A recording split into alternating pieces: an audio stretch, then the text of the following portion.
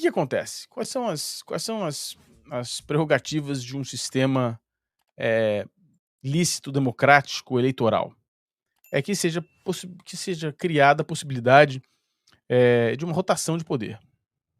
Rotação de poder é uma coisa saudável e as limitações com relação à reeleição são fundamentais nesse processo. Você limita a quantidade de reeleição, você coloca as pessoas num certo limite e você consegue manter uma relação harmoniosa entre a situação e a oposição. Bom, o Flamengo passa por uma situação onde a situação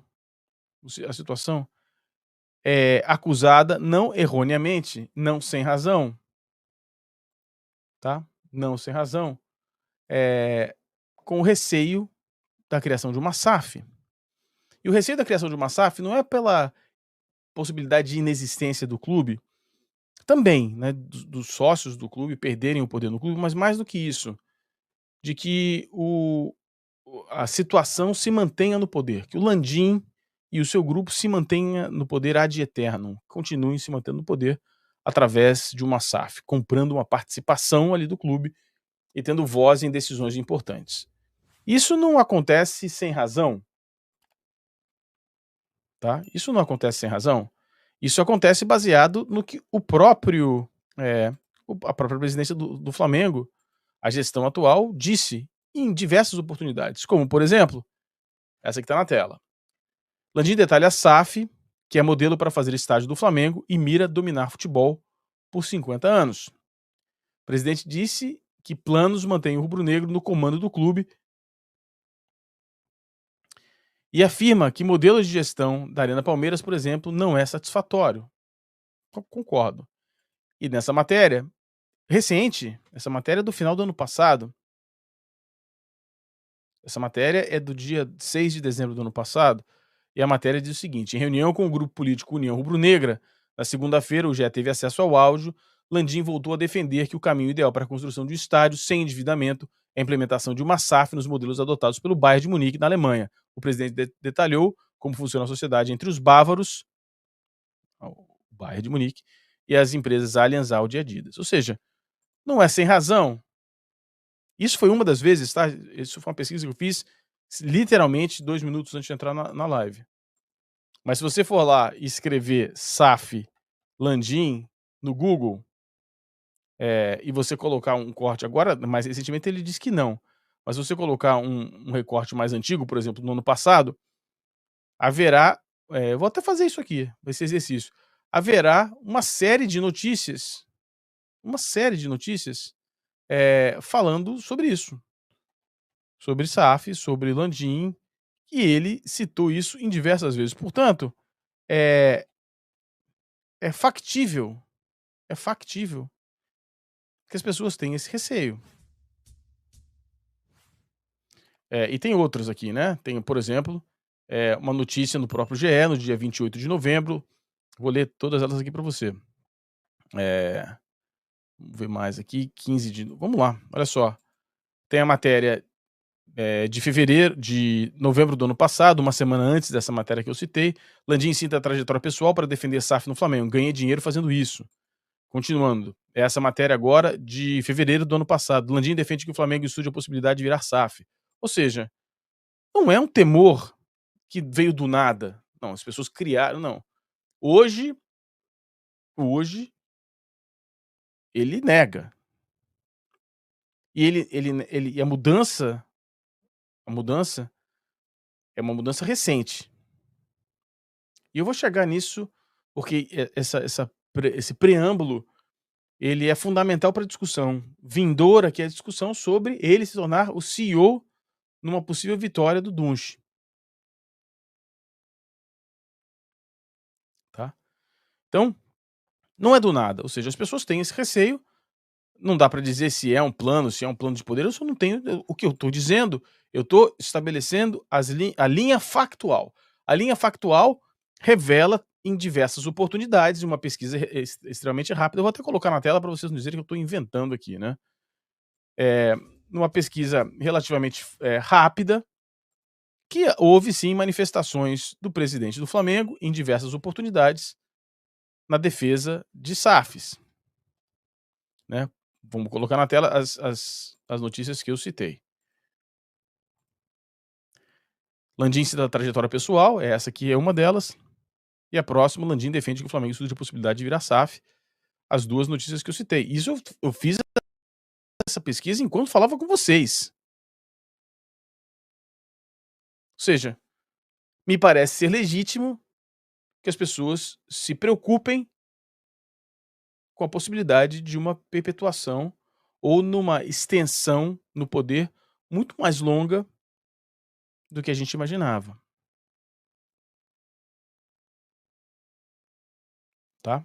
Então, eh, já a gente já começa por aí. Bom, e qual é a preocupação, qual é a preocupação dessa questão do Landim como CEO? Bom, primeiro, o que é o CEO, né? O CEO é um cargo remunerado, diferente do Landim hoje. O Landim hoje é presidente, não é um cargo remunerado, é voluntário. E ele passa a ser remunerado. Eu não vejo, na verdade, aí nesse ponto, eu vou ser muito categórico. Eu não vejo problema nenhum nisso, tá? Não vejo problema nenhum do presidente do clube, inclusive o presidente, ser remunerado. Acho que tem que ser remunerado. Não acho que tem que se doar ao clube. Não adianta, é factível que as pessoas recebam uma remuneração para trabalhar no clube, para ter dedicação exclusiva ao clube. "Ah, mas o cara é bilionário". Bom, tudo bem, o cara é bilionário, mas mesmo assim faz parte do negócio, as horas dele, né, enfim. Acho que tem que ser pago mesmo, não vejo problema com isso. Meu problema é outro, meu problema é outro.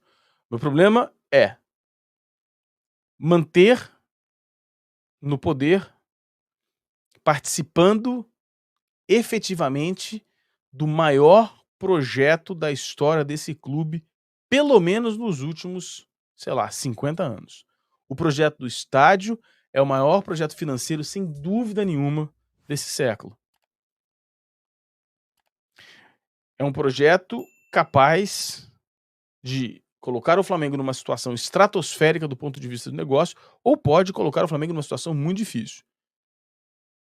Até agora, eu tenho alguma dificuldade de entender os processos. Mas esse não é o maior problema. O meu maior problema é a certeza de que há problemas sérios no departamento de futebol do clube.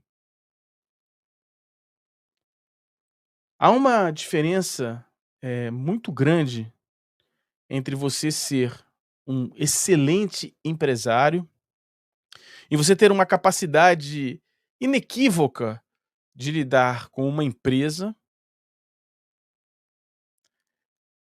uma diferença enorme entre um empresário e um presidente de clube ou um CEO de um clube.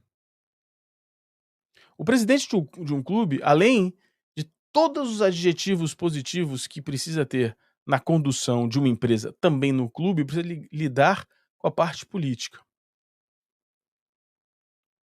E na parte política, o presidente Landim acabou colocando no cargo mais importante do clube depois dele, uma pessoa que não tinha a menor condição de fazê-lo.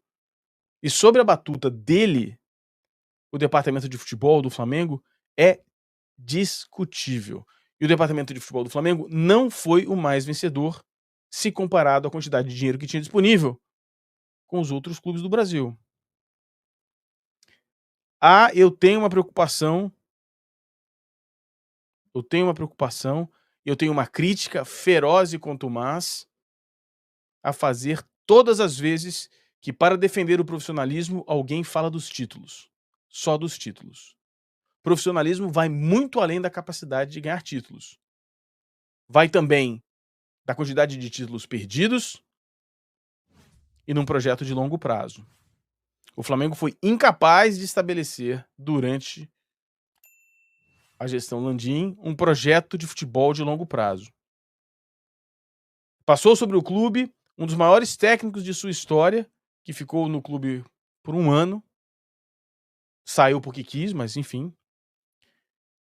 Mas a vinda deste técnico foi casual. E vive-se ainda dos louros